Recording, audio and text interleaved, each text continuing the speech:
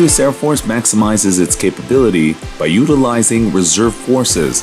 The 700th Squadron, part of the 94th Airlift Wing based at Dobbins Air Reserve Base in Marietta, Georgia, is one of these reserve units. Today was a typical low-level training mission for us. For us, we start off with the ski, which is the IFR, simulating a large formation to do a mass drop on a DZ. We simulate that because it's just our airplanes.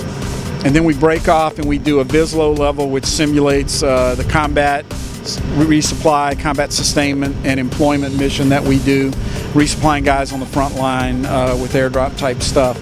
Then we come back here, guys practice their tactical arrivals, i.e. for an airfield where there is, just like in the desert now, where there's bad guys close to the airfield, you want to stay as close as you can but still land.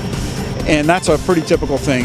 We fly 3.5 hours on Thursdays, and we'll have 2 more planes flying tonight on NVGs doing the same thing. The 700th Squadron may be a reserve unit, but when matched up against other regular U.S. Air Force units of its type, it shows that reserves is a term of strength. Well, we do a good job of training ourselves here to be ready for when we deploy, but basically it depends on what your job is. You know, as a pilot, you're going to be flying the line and flying all over the AOR.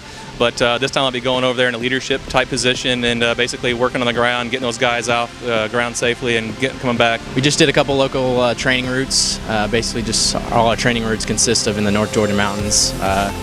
So the first route was basically just IFR route, and then the second route was a VIS route. Basically the VIS route is a lot of training with the maneuvers you saw today and just procedures, checklists, and just kind of honing those for the deployment coming up next year.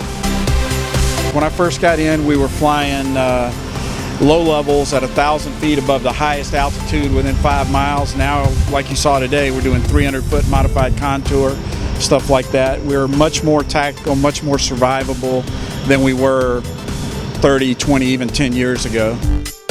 The 700th does low-level flights at treetop height, drops supplies, airlift troops, and can land and take off from where most others can't, all directed by what is known by the U.S. Air Force as citizen airmen. I've always had a love for aviation. I went through college and worked at a local airport, and they kind of steered me in the way of the reserves. So I went straight into the reserves out of college, and have just loved it ever since. Been in it for over 10 years. Was up at Pope Air Force Base and transferred down here to Dobbins, which is my hometown, which is another benefit of the reserves, where you can kind of stay the same squadron for your career if you so desire. My dad grew up around aviation. He was a pilot also, so it kind of piqued my interest, and he actually flew with a lot of guys here at the 94th a while back, so it piqued my interest at a young age, and I decided to pursue it. And I saw the mission here at the 700th and the way they fly, and like Major Terrell was saying, it's very tactical and they're very thorough in the training, so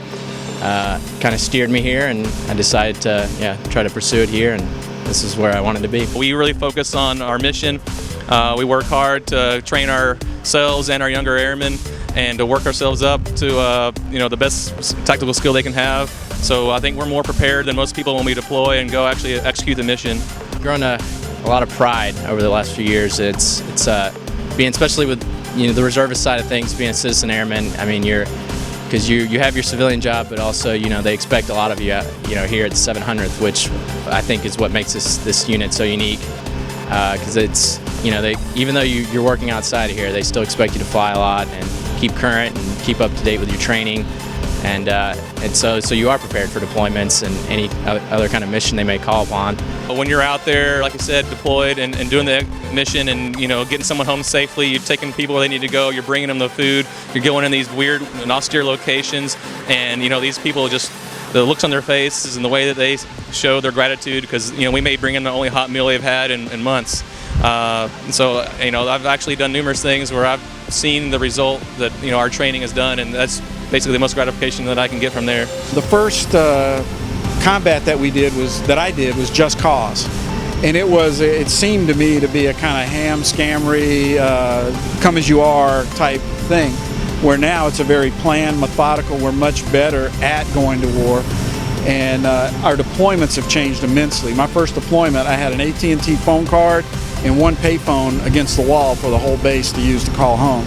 Nowadays it's Skype, it's FaceTime, and I can talk to my wife every day. I work behind a desk, and answer a lot of phone calls and emails. And so coming out here and jumping in the airplane, and everybody. I've flown with everybody. I've enjoyed it a lot. As I said, since I'm new, so getting back here, it's a change of pace. It's very enjoyable, and it breaks up the monotony of the 8 to 5 desk job. So it's a lot of fun here.